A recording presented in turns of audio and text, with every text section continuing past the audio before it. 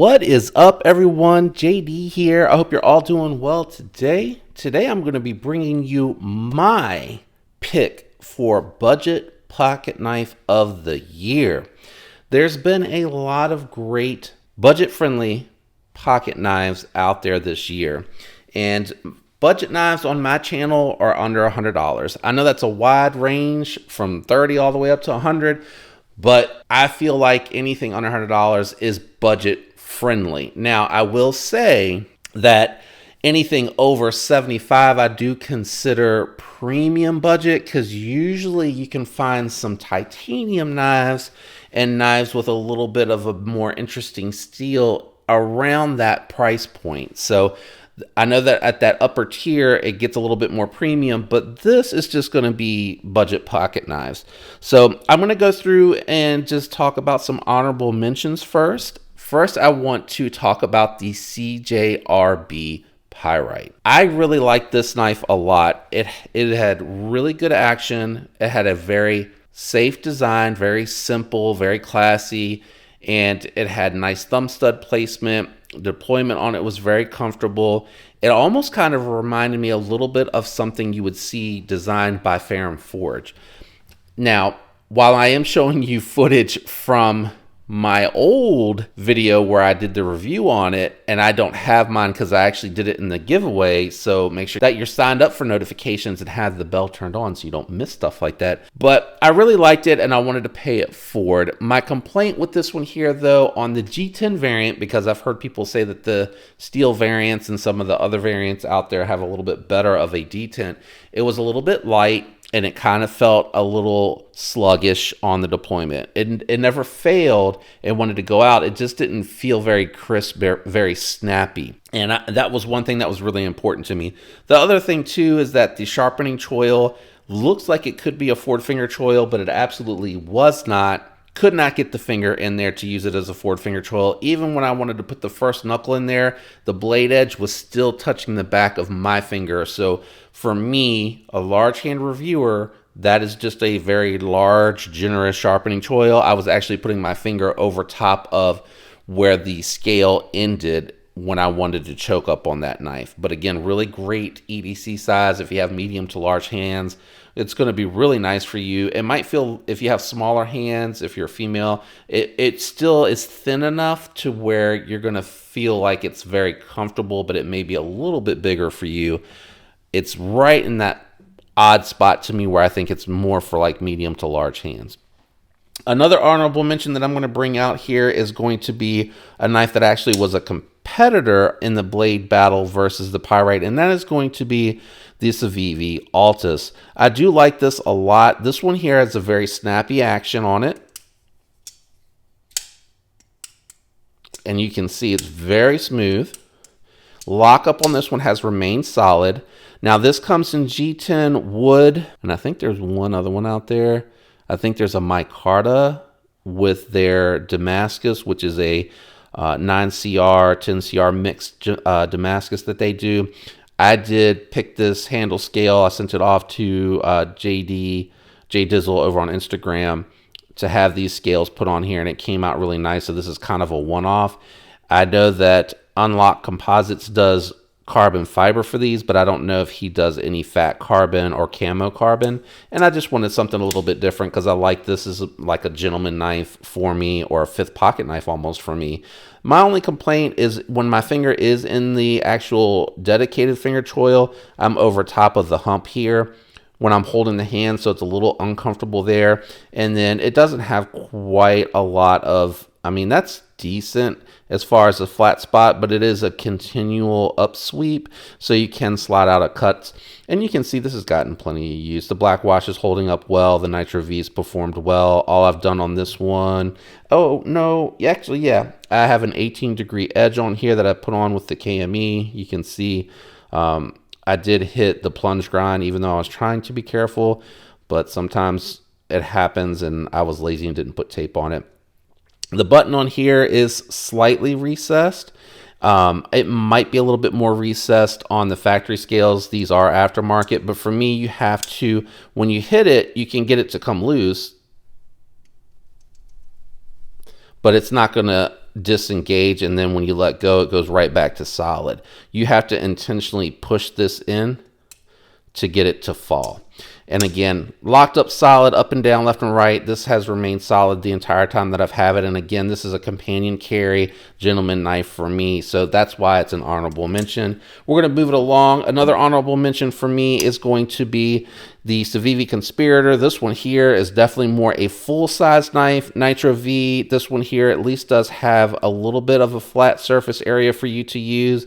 The Nitro V on here has performed really well, and I really like this. Everything that I've said about the Altus applies here, except this has the flipper tab and it has the fuller, so you have dual means of deployment.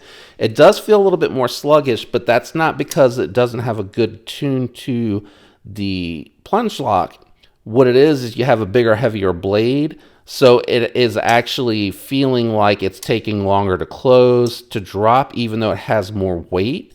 And it feels like it doesn't have enough detent here. This one, because the detent's too light, you can actually fail this if you're intending to do it. I feel like if you're hitting the light switch, you're good, and then you can fail it if you're very lightly trying to flip it with the fuller.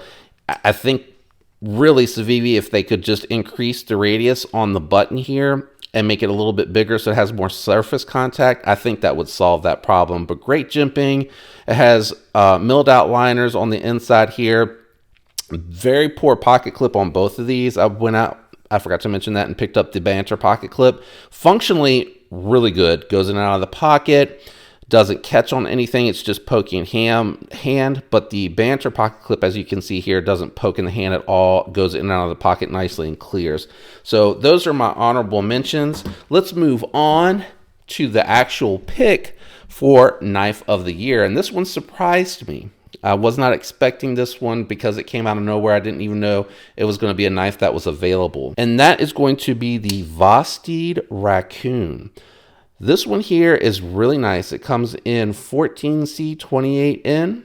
It has a nice thin geometry to it, very thin, nice and slicey behind the edge. Really good plunge grind here. You can see it's way back off of the actual edge of the blade. So right where my nail is where that stops. So you got a lot of sharpening edge. It has a beautiful finish. You can see the belt grind on there. Looks really good on the satin finish. Good thumb studs. It has a fully recessed button lock on there. So that thing is sitting way down in there, and it even has a little bit of a collar for the button, which I really like. The button lock works really well on it. Awesome detent, even if you try to fail it. And that was me actually nicking the blade as it went out. It's really hard to fail, and as it's broken in, it's even better. Reverse flicking with that thumb stud works well. Button lock has nice, smooth action.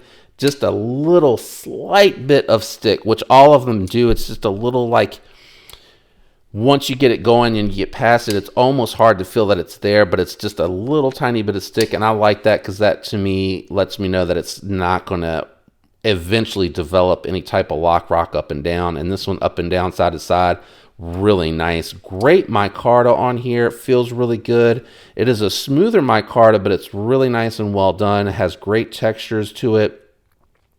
Milled out on the inside for the liners. You see the milling down in there.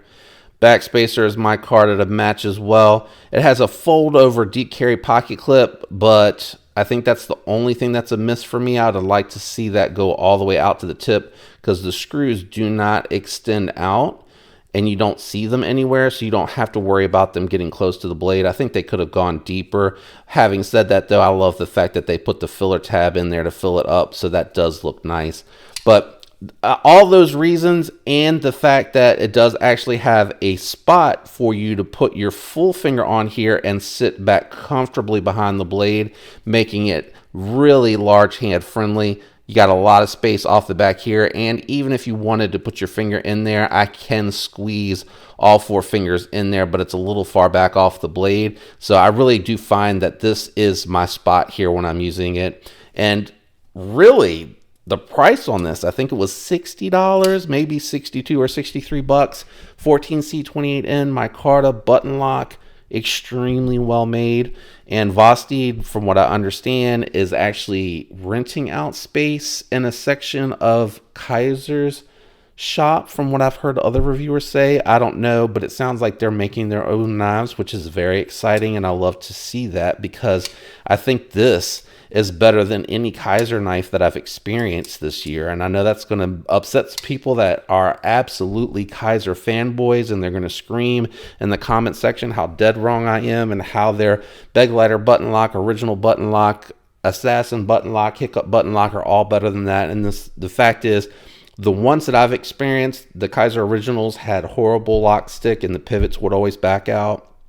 The Begleiter button lock is the best one that I've experienced out of them, but the button protruded out and you could slightly disengage it if you were using it left-handed, and even sometimes if you were holding it in a Gorilla Grip position because it was so tall, it would hit. Plus, the scales on mine were contoured, which is one of the reasons that was a turnoff for me. And I tried the Kaiser Assassin. Check out that warranty video if you want to see, or warranty experience video if you want to see that. I got a warped blade. The bearing failed on it. They wanted me to pay for shipping for parts. Just a horrible experience. It's actually kind of turned me off to Kaiser entirely because of the other companies where I've had a warranty issue, which is very rare. They back it up. QSP, Civivi, Benchmade, Hogue. I mean, everyone backed it up. Some were faster than others as far as turnaround time, but everyone backed their products up. Kaiser was the only one that gave me a hard time and wanted me to pay for the replacement parts. But anyway, having said that, getting back to this knife, this is a phenomenal value. I will be doing a long term because I want to see how the edge holds up, and I want to see how it takes an edge when I get ready to sharpen it and lay the angle back to about 18 degrees per side on this one. And I want to let you know how the spring continues to hold up, how the button performs, how the pivot's doing, everything with this knife. I'll definitely do the update. But for me, at around 60 bucks, that's under that $100 mark.